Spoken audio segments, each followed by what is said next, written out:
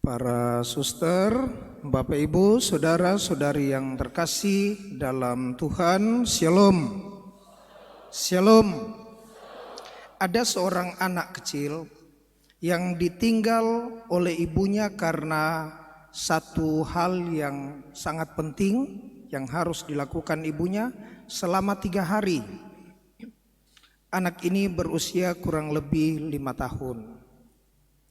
Dan karena masih sangat dekat dengan ibunya, maka ia merengek-rengek minta bertemu dengan ibunya, menangis, meronta-ronta, lalu dibujuk oleh babysitternya, dibujuk, dikasih makan, dikasih permainan, pokoknya dibujuk. Alhasil hari pertama susah, hari kedua mulai terbiasa, dan hari ketiga saat dimana ibunya mau kembali, anak ini masih bermain, sibuk bermain dengan segala macam yang telah mengalihkan perhatiannya.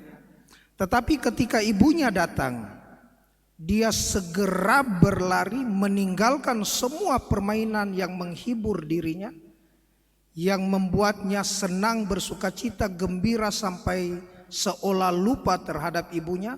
Tetapi ketika ibunya dari jauh mendekati pintu rumah, dia meninggalkan semua permainannya dan dia berlari memeluk ibunya.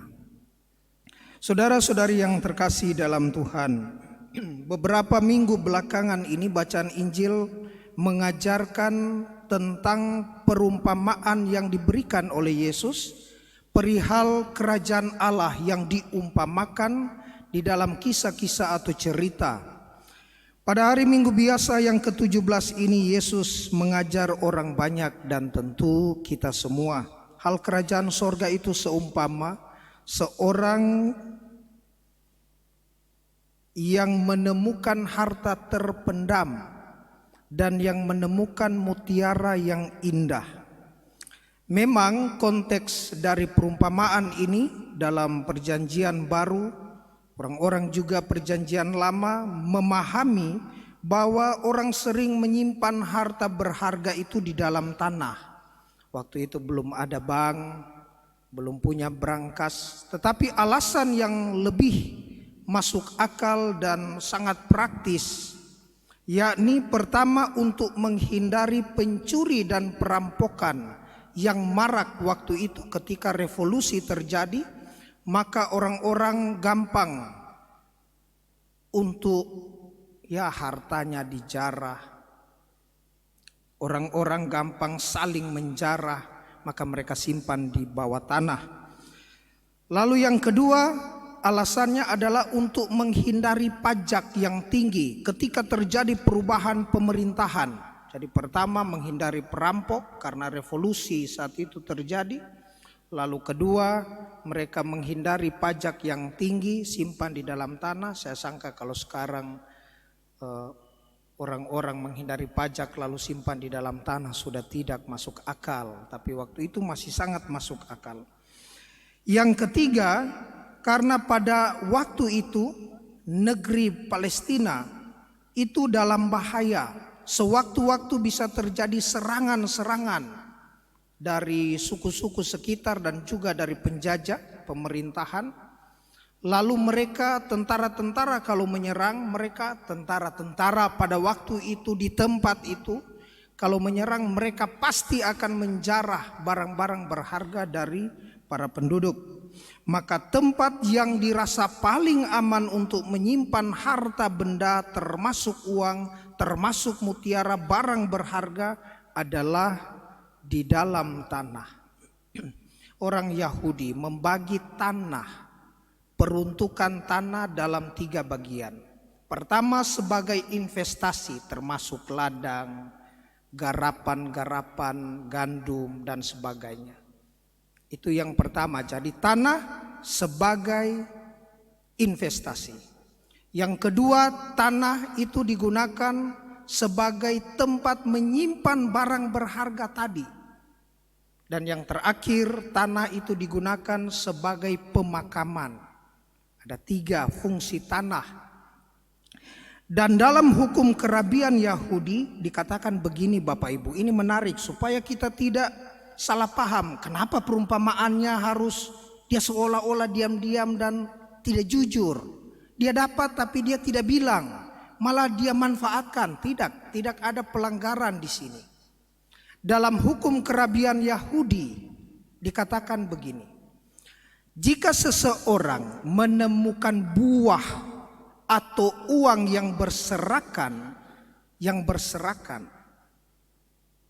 maka ia boleh mengambilnya. Tapi ini tidak berlaku untuk uang derma yang berserakan, misalnya di tempat hitung uang. Wah, ini berserakan ini. Tidak berlaku. Selanjutnya dikatakan, jika seseorang menemukan uang, tadi buah atau uang. Sekarang jika seseorang menemukan uang atau barang berharga lainnya yang nyata-nyata hilang dan pemiliknya tidak diketahui atau diketahui tetapi meninggal, maka si penemu boleh mengambil dan menyimpannya. Jadi konteksnya tadi dia dapat, ini barang berharga, ini mutiara, saya dapat, saya belum ambil nih. Karena hukum rabbinik Yahudi bilang begini, maka dia simpan dulu. Dia simpan, apa yang dia lakukan? Dia pergi jual semua harta miliknya untuk membeli tanah yang ada barang berharga mutiara itu. Jadi tidak ada pelanggaran etis atau moral di sini karena dia memang melakukan seturut hukum rabbinik Yahudi. Saudara-saudari yang terkasih dalam Tuhan, perumpamaan ini menggambarkan betapa tinggi nilai kerajaan sorga, sehingga orang akan berusaha untuk melakukan apa yang bisa dia lakukan, sehingga ia boleh mengalami suasana kerajaan sorga. Perumpamaan ini tidak sedang mengajarkan bahwa kerajaan sorga dapat dibeli, tetapi mengajarkan bahwa keselamatan lebih berharga daripada semua yang kita miliki. Bagi Salomo tidak ada yang lebih berharga selain memohon hikmat kebijaksanaan. Dan ketika dia memohon, Tuhan, saya telah menggantikan, saya masih muda, saya telah menggantikan ayah saya Daud. Yang saya minta adalah hikmat kebijaksanaan, kata bacaan pertama. Dan Tuhan taruh di dalam hatinya hikmat dan pengertian untuk memerintah. Saudara-saudariku yang terkasih dalam Tuhan, ini adalah satu pengajaran bagi kita bahwa memang kita ini hanya sebongkah tanah dan sebutir debu, tetapi sangat berharga di mata Tuhan. Di mata Tuhan kita adalah harta yang berharga, yang serupa dan segambar dengan sang sulung dari semua saudara, yakni Kristus sendiri. Karenanya kita dipanggil, kata bacaan kedua, dan kita yang dipanggil dibenarkan, dan kita yang dibenarkan dimuliakan. Dan mereka yang ditentukan Allah dari semula, mereka itu juga dipanggilnya, dan yang dipanggilnya mereka itu juga yang dibenarkannya, dan yang dibenarkannya mereka itu juga yang dimuliakannya. Lalu tersisa satu perenungan di ujung homili ini. Jika Allah memandang kita sebegitu berharganya, apakah yang kita balas pandang kepada Allah di dalam kehidupan ini? Jaga, pelihara, investasi rohani, yakni pelayanan di dalam hatimu. Jaga pelihara investasi rohani ini, pelayanan bisa berganti karena setiap orang ada zamannya, setiap zaman ada orangnya. Tetapi hatimu tidak bisa digantikan oleh orang lain. Saya sangat senang bercerita dengan beberapa umat, bukan saja umat Mamajang, tetapi dengan beberapa umat dari paroki lain yang selalu mendahulukan kepentingan bersama, kepentingan umat Allah dibanding kepentingan sendiri. Bahkan rela pasang badan di depan untuk memikirkan jangka panjang secara visioner. Kalau ini tidak begini pastor, nanti begini. Kalau ini tidak saya handle pastor, akan dampaknya begini. Dan di dalam hati sementara bercakap-cakap, bapak ini diberkati, ibu ini dirahmati.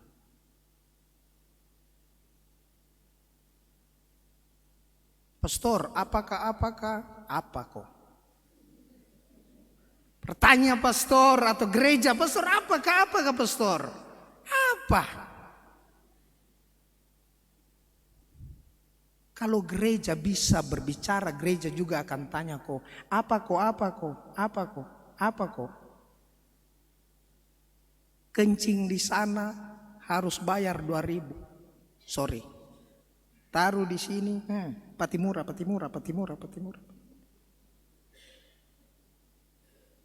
Sudah begitu tanya lagi, berapa itu uang kolektor? Jumlahnya berapa? Ada satu ibu dari Papua, orang Manado, saya kenal baik. Dia bilang, pastor saya benar atau salah? Saya bendahara pastor. Tapi ada juga ibu-ibu yang tanya, berapa itu? Mana dia punya laporan? Saya saking jengkelnya, ini bapak ibu di homili ini, ya saya doakan, beliau sudah meninggal. Tapi ini sebuah kesaksian yang baik.